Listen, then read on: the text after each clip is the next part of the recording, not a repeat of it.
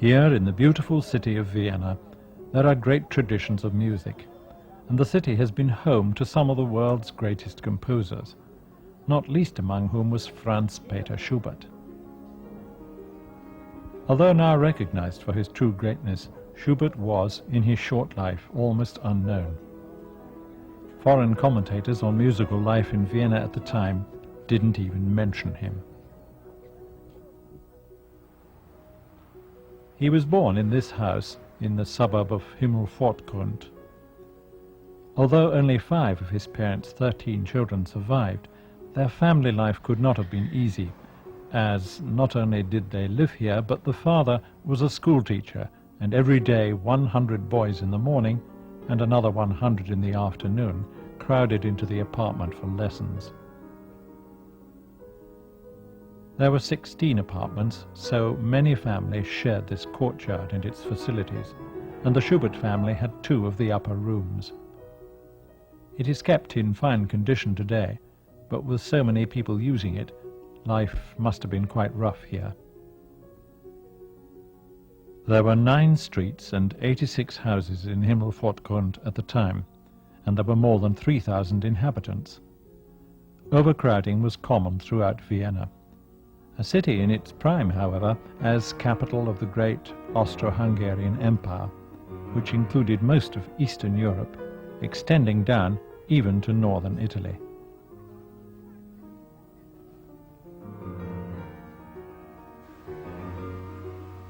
The rulers of this great empire were wonderfully housed in large and beautiful palaces. The majority of their subjects did not fare so well.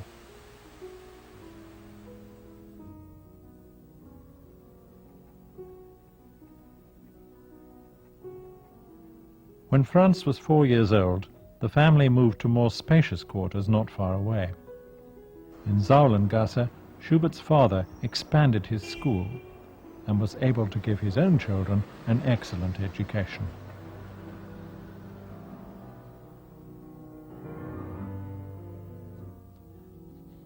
The father, a farmer's son from Moravia, had built up his school from almost nothing. He was proud of his success.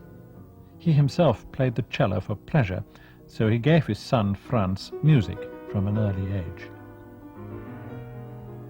Schubert's mother was a locksmith's daughter, also from Moravia. She was quiet and even-tempered, and she bore 11 children, 7 of whom died in infancy.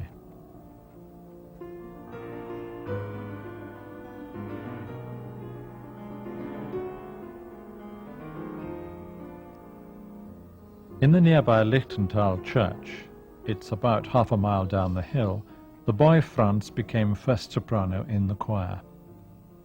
His father had taught him the violin, and his brother Ignaz taught him the piano. His precocious talent was soon recognized, and the choirmaster was astounded at Schubert's grasp of musical principles and his performing ability.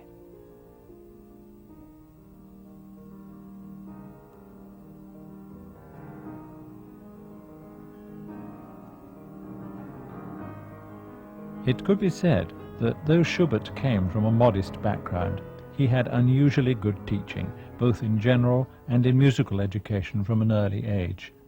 So the little boy who sang in the church was a rewarding pupil.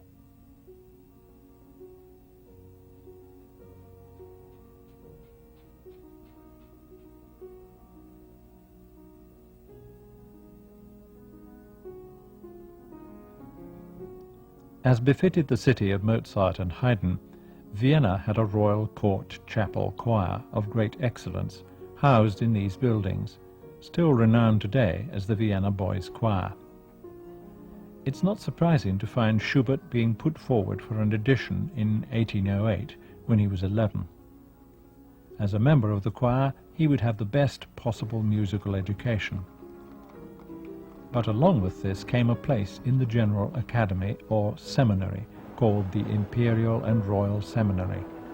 It offered the best education to be had in Vienna.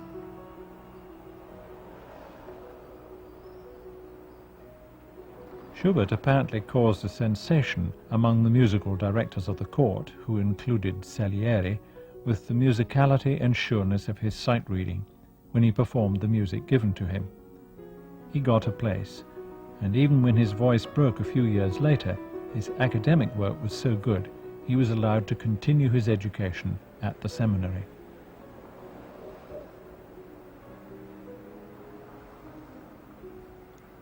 At the Royal Seminary, music was carefully nurtured. There was an orchestra which played a symphony and a couple of overtures every evening. Schubert played the violin in the orchestra, and his musical talent flourished. The pupils at the seminary wore a uniform with breeches, and Schubert probably looked like this.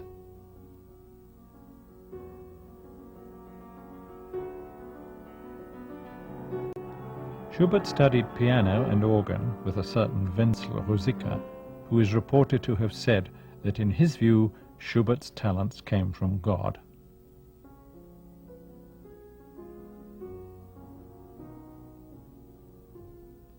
It appears that Salieri, one of the school musical directors, was impressed by a song Schubert wrote and began to teach him counterpoint. This was a signal honor, as Salieri, since the time of Mozart, had been a leading figure in Viennese music.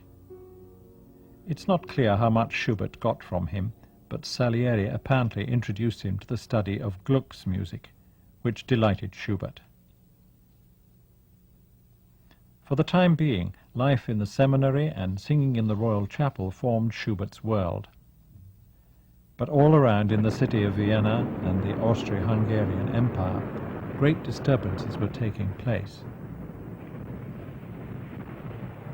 The Emperor Franz Joseph I had been crowned in 1792, but ever since then Austria had been involved in wars with the French, and Vienna became a particular target of Napoleon.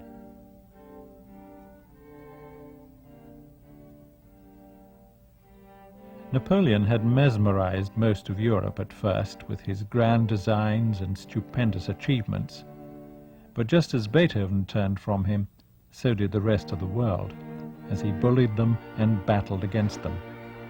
He took Vienna in 1805 and again in 1809, the year Schubert joined the seminary. The boys were in school when the French began bombarding the city. The school building was hit by a shell, but no one was hurt.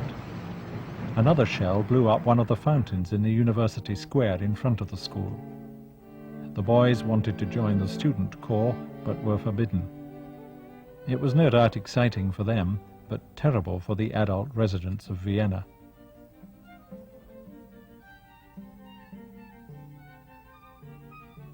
Napoleon occupied the imperial palace at Schönbrunn and reviewed his troops. He married the emperor's daughter in 1810, seemingly cementing his dominance of Europe. Fortunately, it didn't last, and in 1813 Napoleon's army was defeated by the combined efforts of the Austrians, the Prussians and the Russians at Leipzig. Austria got back all she had lost. Life settled down in Vienna, and the intelligent middle-class world into which Franz Schubert was to settle flourished again.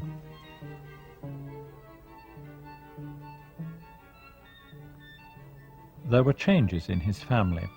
His mother died in 1812 of typhoid fever. Schubert was 15.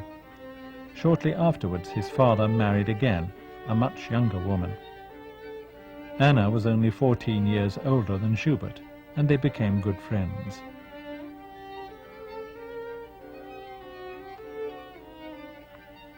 At the seminary, Schubert made more good friends. Amongst them was Joseph von Sporn, who, although several years older and a law student, recognized Franz Schubert's gifts at once. He remained a valuable and loyal supporter throughout the composer's life. From Sporn